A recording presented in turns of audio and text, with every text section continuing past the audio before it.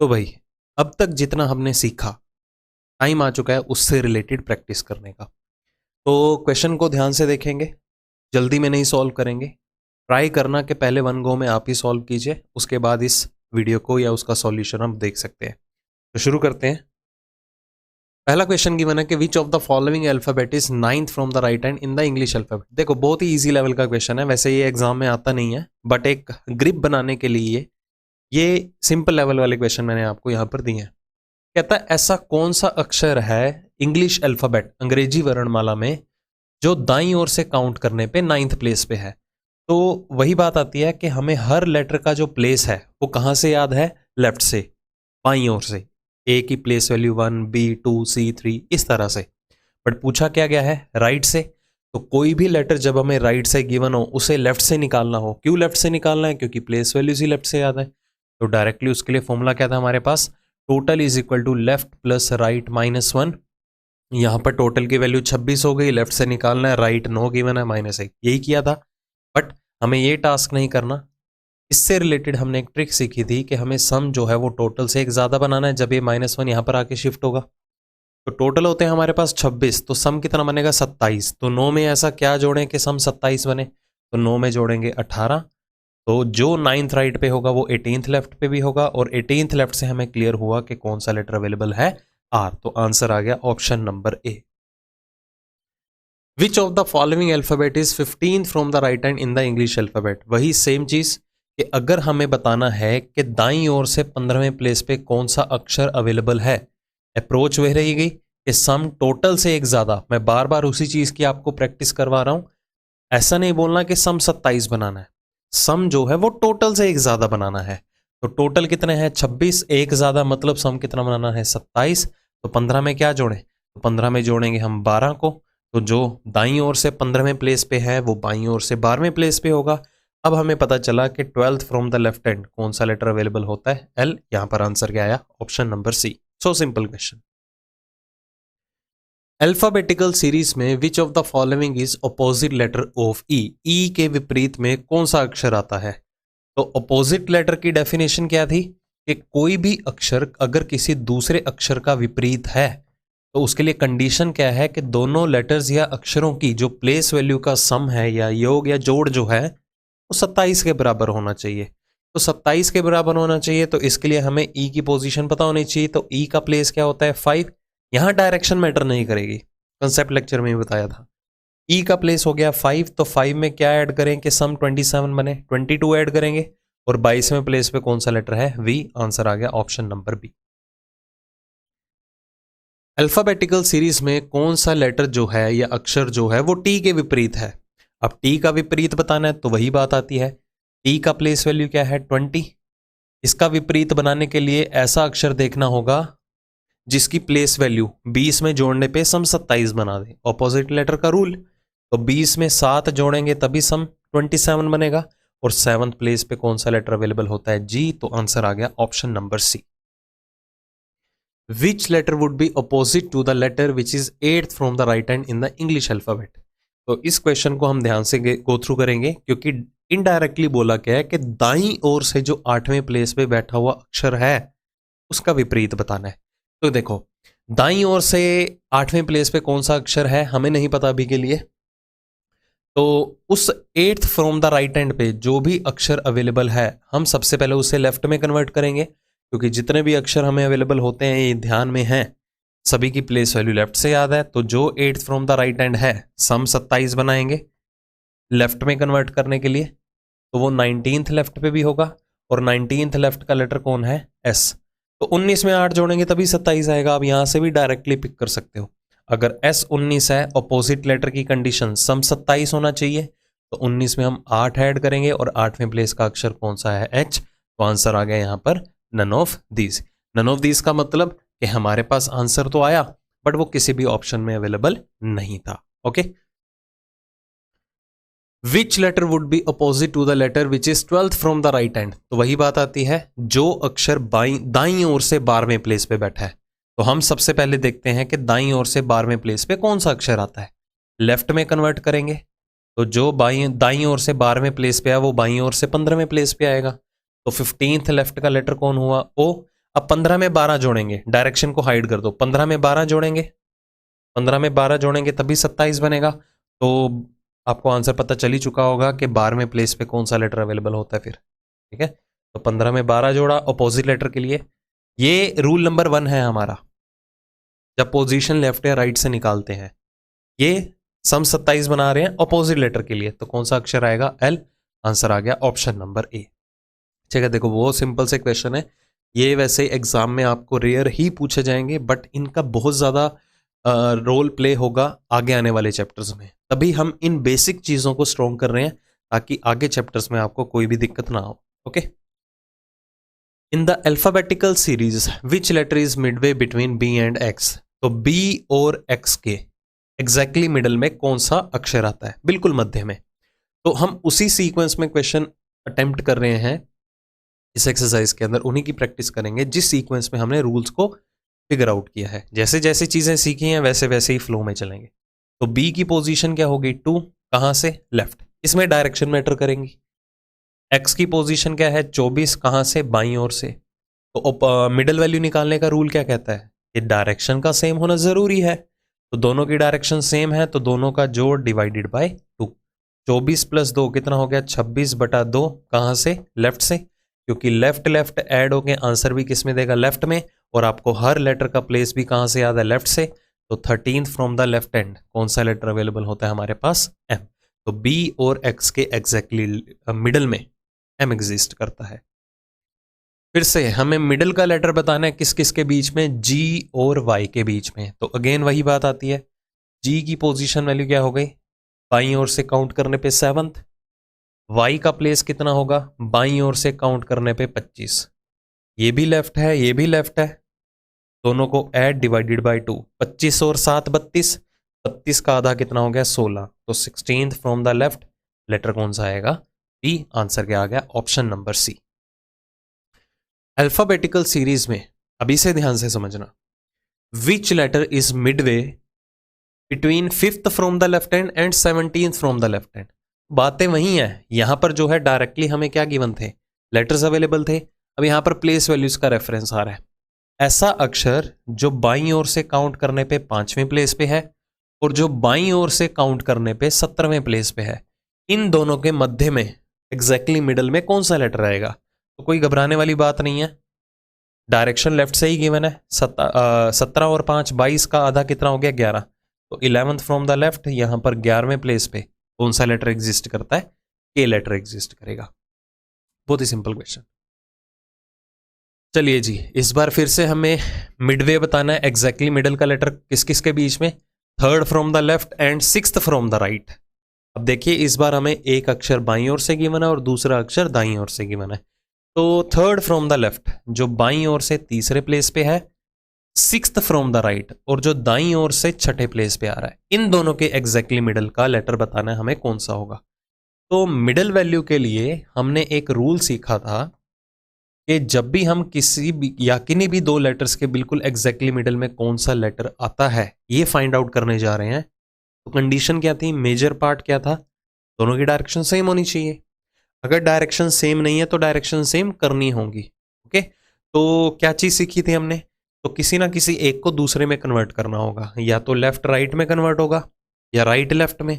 पर मैंने आपको रेफरेंस के साथ बताया था हमेशा किसको किस में कन्वर्ट करना है, जब भी ऐसी कंडीशन आए राइट को लेफ्ट में कन्वर्ट करना है। क्योंकि अगर ये लेफ्ट राइट में कन्वर्ट हुआ, राइट राइट ऐड होके आंसर किस में देगा? राइट में ही देगा, दाईं ओर से। फिर उस राइट को लेफ्ट में बनाना होगा। क्यों बनाना होगा? क्योंकि हमें लेटर बताना है और हर लेटर का प्लेस हमें कहां से याद होता है? लेफ्ट से ही याद होता है ना। तो इस राइट को ही लेफ्ट बनाएंगे using the formula T = L + R - 1, या डायरेक्टली यहां से -1 अगर इधर आया तो शॉर्टकट क्या है कि सम टोटल से एक ज्यादा बनाना है। टोटल है हमारे पास 26, सम कितना बनेगा? 27। तो सम 27 बनाने के लिए इस 6 में क्या ऐड करेंगे? 21। तो जो दाईं ओर से छठे प्लेस पे है वो बाईं ओर से 21वें प्लेस पे होगा। इन दोनों की सेम ही बात होगी। क्लियर?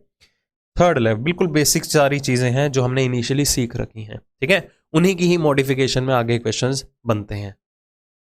चलो दोनों को ऐड डिवाइडेड बाय 2।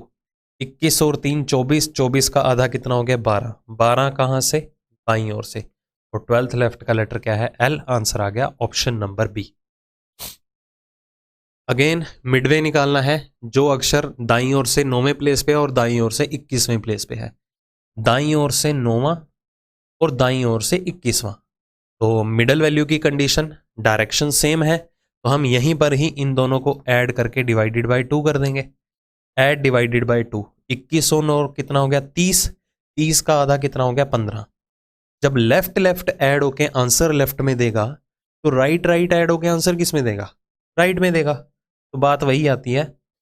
अब कई क्या करेंगे, जल्दी जल्दी में डी ऑप्शन मार्क कर देंगे, क्योंकि उनको सिर्फ नंबर से मतलब होता है। 15 आ गया, फट से आंसर मार्क कर देंगे ओ। ठीक है, जब इतना टाइम आप लगा भी रहे हो, 1-2 सेकंड और एक्स्ट्रा लगा दोगे, तो इससे आपकी कंफर्मेशन होगी, ठीक है, कि आप बिल्कुल सही रास्ते पे चल रहे हो।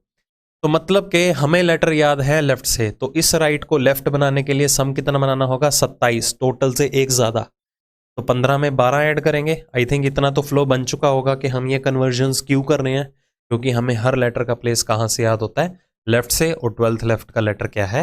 एल। ठीक है, तो अगर आपको इनमें अभी भी दिक्कत आ रही है ना कन्वर्जन करने में, तो मैं आपको सजेस्ट करूंगा एक बार कंसेप्ट लेक्चर फिर से डबल स्पीड के साथ आप देख लो। ठीक है, चलिए जी, नेक्स्ट क्या है? मिडवे बताना है एफ और यू के बीच में। तो एफ का प्लेस 6ठा लेफ्ट से, यू का प्लेस 21 लेफ्ट से। Answer would be no such letter exist, क्योंकि मैंने आपको क्लू दिया था एक डायरेक्टली कि अगर हम एक इवन नंबर को एक ऑड नंबर के साथ ऐड करते हैं तो रिजल्ट जो है एक ऑड नंबर ही आएगा। सम और विषम संख्या, नतीजा क्या देंगे? एक विषम संख्या ही देंगे। क्या आप उसे 2 से डिवाइड कर सकते हो? देखो 21 और 6 कितना हो गया? 27। 27 बटा 2 कितना हो गया? 13.5। कहां से? बाएं से। अब 13 भी और 14 भी, एम या एन, इसे मार्क नहीं करना, ये गलत होगा आपका, क्योंकि डेसिमल और फ्रैक्शनल वैल्यू में कभी भी आपके लेटर्स एग्जिस्ट नहीं करते हैं। तो आंसर क्या रहेगा? No such letter exist. ऐसा कोई भी अक्षर जो है अंग्रेजी वर्णमाला में एग्जिस्ट करता ही नहीं है। ओके, अल्फाबेटिकल सीरीज में ऐसा कौन सा अक्षर है जो एग्जैक्टली मिडल में है? किस किस के? जो दाईं ओर से 7वें प्लेस पे है और बाईं ओर से 5वें प्लेस पे है। दाईं ओर से 7वें प्लेस पे है और बाईं ओर से 5वें प्लेस पे है। इसका भी answer no such letter exist आएगा। प्रैक्टिस के साथ आपको पता होना चाहिए। देखो, अब राइट को लेफ्ट बनाना होगा, क्योंकि मिडिल वैल्यू का रूल क्या कहता है कि हमेशा राइट को ही लेफ्ट में कन्वर्ट करो। ठीक है, ऐसा नहीं है मिडिल वैल्यू का रूल है। मिडिल वैल्यू का रूल क्या कहता है कि दोनों की डायरेक्शन सेम होनी चाहिए। हाँ, काम आसानी से हो जाए, जल्दी हो जाए, तो हम इस केस में डायरेक्शन सेम करने के लिए राइट को लेफ्ट में कन्वर्ट करेंगे। तो जब राइट लेफ्ट में कन्वर्ट होगा तो वो 20th फ्रॉम द लेफ्ट होगा। सम 27 बना दिया, टोटल से एक ज्यादा। ये 20 लेफ्ट है और ये 5 लेफ्ट है। देखो, एक विषम संख्या है और एक सम संख्या। ऐड जब करेंगे इन दोनों को तो ये 25 आएगा, बट 25 जो है वो 2 से डिवाइड नहीं होता है, फ्रैक्शन जनरेट होगा। इसलिए आंसर यहां पर भी क्या आएगा? No such letter exist. कोई लेटर एग्जिस्ट यहां पर करता ही नहीं है। ओके,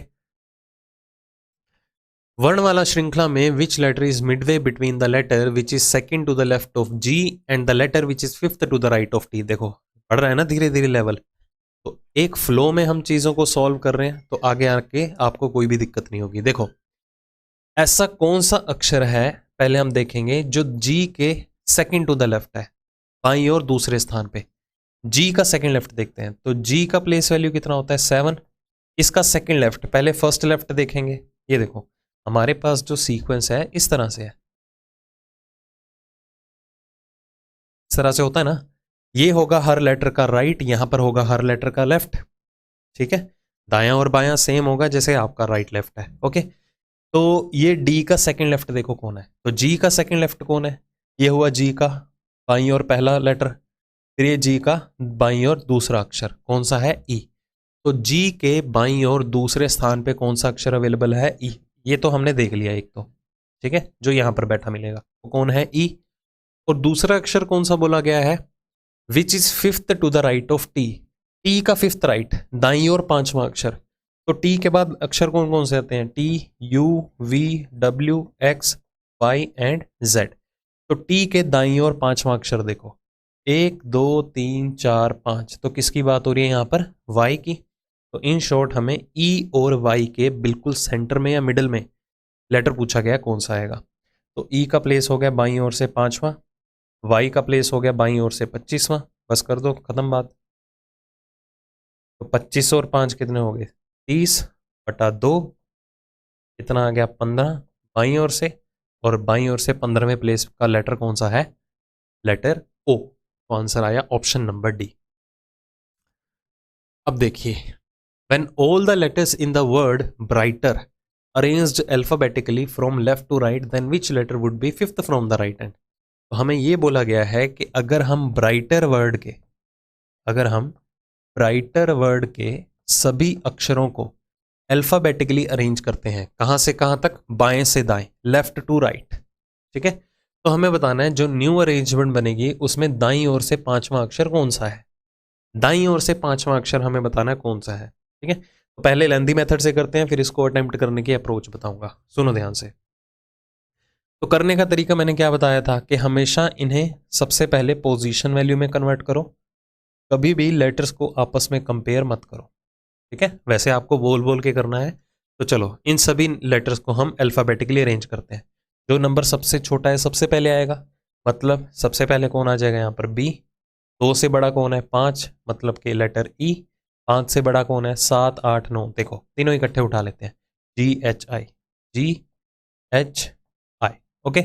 चलिए आई के बाद 9 के बाद बड़ा नंबर कौन है 18, 2 बार आ रहा है, मतलब R 2 बार आ गया, और आखिरी में वो कौन बचा नंबर 20, मतलब कि लेटर टी। तो ये न्यू अरेंजमेंट आई, इसमें fifth from the right hand, 1 2 3 4 5, fifth from the right hand कौन सा लेटर अवेलेबल है, H। तो आंसर आया ऑप्शन नंबर डी। तो ये तो रही थोड़ी लेंदी अप्रोच, क्योंकि हमने सभी के सभी अक्षरों को अल्फाबेटिकली अरेंज करके देखा, फिर उसके बाद हम fifth from the right hand पे आए। तो अब बारी आती है शॉर्टकट की। अब इसे आसान वे में कैसे सॉल्व कर सकते थे, फॉर्मूला याद होगा, total is equal to left plus right minus 1। अब हम एक सेकंड के लिए यहां पर काउंट कर लेते हैं कि इस वर्ड के अंदर टोटल नंबर ऑफ लेटर्स हैं कितने। तो इस वर्ड में टोटल लेटर्स हैं 8, काउंट कर लो, 4 और 4 8 अक्षर है। तो अगर 8 टोटल है तो टोटल से एक ज्यादा बनाएंगे तो सम कितना बनेगा 9। तो जो अक्षर fifth from the right hand है उसे लेफ्ट में कन्वर्ट करो, सम 9 बनाओ, तो वो fourth from the left hand भी होगा। ये देखो fourth from the left hand भी तो एच ही आ रहा है। ये तो जस्ट आपके सामने सॉल्यूशन अवेलेबल है, करने की स्ट्रेटेजी बता रहा हूं। देखो जो fifth from the right hand है वो fourth from the left hand भी है, बाईं ओर से चौथे प्लेस पे भी वही सेम अक्षर होगा। तो उसके लिए सिर्फ आपको 4 अक्षर अरेंज करने की जरूरत है। एग्जाम में देखो कैसे क्वेश्चन को सॉल्व करना है, मतलब मेरा किससे होगा, सिर्फ नंबर्स के साथ, वर्ड लिखने की जरूरत नहीं है। डायरेक्टली ब्राइटर वर्ड आपके सामने ही लिखा होगा ऑन स्क्रीन, चाहे आप ऑफलाइन भी कर रहे हो, आपके सामने वर्ड लिखा होगा, पोजीशन वैल्यूज का रेफरेंस लो। Brighter B2 R18 I9 G7 H8 T20 E5 R18, ये ब्राइटर वर्ड हो गया। चलो अरेंज करते हैं। सबसे पहले आएगा सबसे छोटा नंबर 2, 2 के बाद आ जाएगा 5, 5 के बाद 7, फिर कौन हो जाएगा 8। चलो चौथे, बाईं ओर से चौथे प्लेस पे आना था, fourth from the left, fourth from the left पे कौन आ रहा है नंबर 8, और 8वें प्लेस का लेटर कौन सा होता है, जी तो होता है। ये देखो कितना जल्दी सोल्व हुआ। मतलब कंडीशन में ये देखो कि आपकी रिक्वायरमेंट क्या है, एग्जाम में क्वेश्चन में पूछा क्या जा रहा है, उसी के अकॉर्डिंगली सिचुएशन को मोल्ड कर दो। तो इस तरह से स्मार्टली प्ले करना है।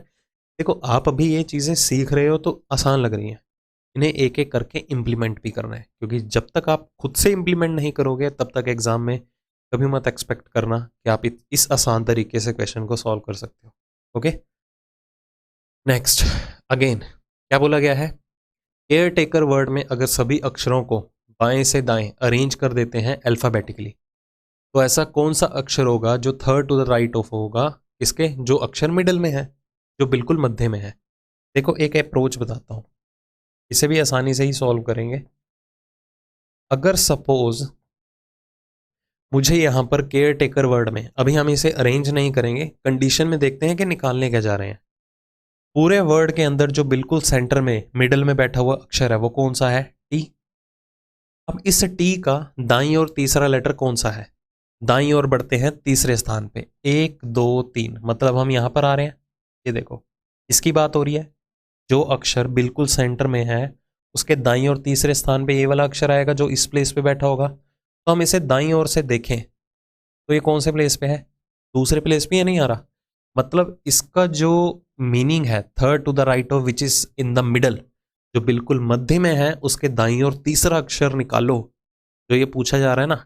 इन शॉर्ट इन सभी का मतलब क्या है, ये जो पूरी लाइन है इसका मतलब है दाईं ओर से दूसरा अक्षर बताओ कौन सा होगा। ठीक है, बस क्वेश्चन को थोड़ा टिपिकल बनाया गया। ओके, वैसे आप लेंदी अप्रोच करके भी देख सकते हो, ये क्वेश्चन मैंने कंसेप्ट लेक्चर में भी आपको बता रखा है। ओके, चलो, तो दाईं ओर से दूसरा अक्षर निकालना है, तो वर्ड क्या है, केयर टेकर। अब दाईं ओर से दूसरा अक्षर निकालेंगे तो मतलब हम रिवर्स में क्वेश्चन को सॉल्व करेंगे, मतलब जो अक्षर सबसे लास्ट में आएगा अल्फाबेटिकल सीक्वेंस में, हम यहां पर सबसे पहले उसे मेंशन करेंगे राइट हैंड साइड से, क्योंकि वहां से लेटर्स को अरेंज करना ज्यादा आसान है। तो केयर टेकर वर्ड एग्जाम में कैसे लिखेंगे, तो केयर टेकर वर्ड में देखो 3 1 18, या बोल बोल के करिए ऐसे, E5 T20 A1 K11 E5 R18। ठीक है, ये केयर टेकर वर्ड हो गया। अब दाईं ओर से शुरू करते हैं, जो सबसे बड़ा नंबर है वो सबसे लास्ट में आएगा। सबसे बड़ा नंबर कौन है, 20, मतलब के लेटर टी। फिर इसके बाद कौन आएगा, 20 से छोटा कौन है, 18, 18 मतलब लेटर आर, 2 आ जाएंगे। बस आगे सॉल्व करने की जरूरत नहीं है, ये second from the right hand यही है, तो आंसर क्या आ जाएगा, ऑप्शन नंबर ए। करने को आप पूरा भी सॉल्व कर सकते हैं, that's up to you, but जरूरत ही नहीं है क्योंकि कोई सॉल्यूशन तो देखने नहीं आने वाला आपका। If the letters in the word education are arranged as they appear in the English alphabet, the position of how many letters will remain unchanged after the rearrangement? अब देखो, ये है जब हम अक्षरों को अल्फाबेटिकली अरेंज करते हैं। अभी हमने ये देखा